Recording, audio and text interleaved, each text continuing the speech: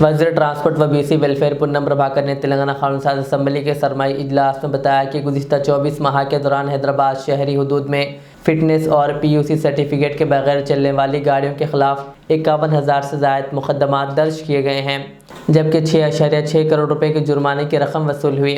उन्होंने कहा कि रियासत में कुल 1.8 करोड़ गाड़ियाँ रजिस्टर्ड हैं। कहा 550 आलूदगी जाँच मराकज़ काम कर रहे हैं और पहले मरहले में 15 खुदकार जांच स्टेशन कायम किए जा रहे हैं। उन्होंने कहा कि 15 साल से ज़ायद पुरानी गाड़ियों को स्क्रैपिंग के लिए भेजा जा रहा है, जबकि आलूदगी फैलाने वाली वाटर टैंकरों, स्कूल और कॉरपोरेट गाड़ियों के खिलाफ भी कार्रवाई की जाएगी। वज़ीर के मुताबिक टेक्नोलॉजी पर मबनी निफास के ज़रिए आलूदगी पर काबू पाकर अवामी सेहत के तहफ़्फ़ुज़ को यकीनी बनाया जाएगा। ఇప్పటికే ఈ ఫిట్నెస్కు సంబంధించి పొల్యూషన్ కంట్రోల్ చేయాలనేటువంటి ఆలోచనతోటి రాష్ట్రంలో దాదాపు 1,80,00,000 వాహనాలు ఉన్నాయి అధ్యక్ష. 1,80,00,000 వాహనాలకు సంబంధించి మరి నిరంతరంగా రాష్ట్ర వ్యాప్తంగా దాదాపు 550 పొల్యూషన్ టెస్టింగ్ స్టేషన్లు ఉన్నాయి. ఇది కాక ఇప్పటికే ఒక 15 ఆటోమేటిక్ టెస్టింగ్ స్టేషన్స్, అంటే మాన్యువల్ ఇంటర్వెన్షన్ లేకుండా కంపల్సరీ వాహనాలన్నీ ఫిట్నెస్ ఉండి అందులో పొల్యూషన్ రహితంగా ఉండాలనేటువంటి టాప్ ప్రయారిటీ తీసుకొని మరి డిపార్ట్మెంటు వారు చెప్పినటువంటి లేటెస్ట్ టెక్నాలజీతోటి ఆటోమేటిక్ టెస్టింగ్ స్టేషన్స్ ఏర్పాటు చేస్తున్నాం అధ్యక్ష.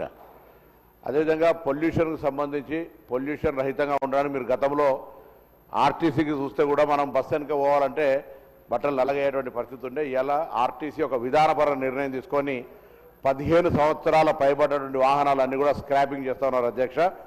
అదేవిధంగా ప్రభుత్వ వాహనాలకు సంబంధించిన motor vehicle act, government of India federal సిస్టంలో రాష్ట్రాలకు ఇచ్చినటువంటి హక్కు ద్వారా ఈ యొక్క స్క్రాప్ను 15 సంవత్సరాలు పైబడ్డ ప్రభుత్వ వాహనాలను కూడా ఖచ్చితంగా వాటిని స్క్రాప్ చేస్తాను అధ్యక్ష. అయితే బయట ప్యాసింజర్కి సంబంధించిన వాహనాలకు సంబంధించి గ్రీన్ ట్యాక్స్ పేరు మీద ఎగ్జంప్షన్ చేసి ఆ వాహనాలను నడుపుకోవడానికి ఒక జీవోలో వెసులుబాటు ఇచ్చినారు.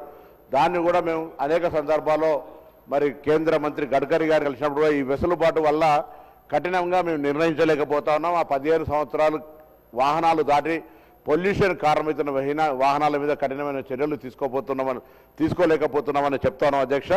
అది కేంద్రం తీసుకోవాల్సిన నిర్ణయం. 15 సంవత్సరాలు పైబడ్డ అన్ని వాహనాలను స్క్రాప్కు తీసుకుపోయేటువంటి విధంగా, అదేవిధంగా గౌరవ సభ్యులు మాట్లాడినటువంటి విధంగా ఈ ఫిట్నెస్కు సంబంధించినటువంటి ఏ విధంగానైతే ఆటోమేటిక్ టెస్టింగ్ స్టేషన్స్ మొదటి దశలో 15, మొత్తంగా 37 కేంద్రాల్లో ఏర్పాటు చేయాలనేటువంటి ఆలోచనతో పోయే విధంగా చేస్తాను అధ్యక్ష.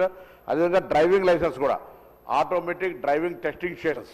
ఈ మధ్య ఢిల్లీకి వెళ్ళినప్పుడు మా డిపార్ట్మెంట్ అంతా కూడా ఢిల్లీలో డ్రైవింగ్ లైసెన్స్ కూడా పొరపాటున ఇచ్చినట్టయితే ఇబ్బందికరమైన పరిస్థితి ఉంది కాబట్టి అన్నీ కూడా ఆటోమేటిక్గా మాన్యువల్ ఇంటర్వెన్షన్ తక్కువ ఉండాలి అనేటువంటి ఆలోచనతో దానిలో భాగంగానే చెక్ పోస్టులు ఎత్తేసినాం, వాహన సారథిలో జాయిన్ అవుతా ఉన్నాం, స్క్రాప్ పాలసీ తీసుకొచ్చినాం, కెమెరాస్ను ఏర్పాటు చేస్తూ ఉన్నాం.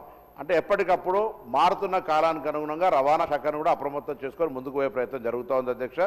అందులో భాగంగానే ఆటోమేటిక్ టెస్టింగ్ స్టేషన్. కానీ పొల్యూషన్ సంబంధించి వారు గౌరవ హైదరాబాద్ సంబంధించి ఎప్పుడు కూడా వాటర్ ట్యాంకర్స్ సప్లై సందర్భంగా మేము కూడా అప్పుడప్పుడు గమనిస్తూ ఉన్నాం.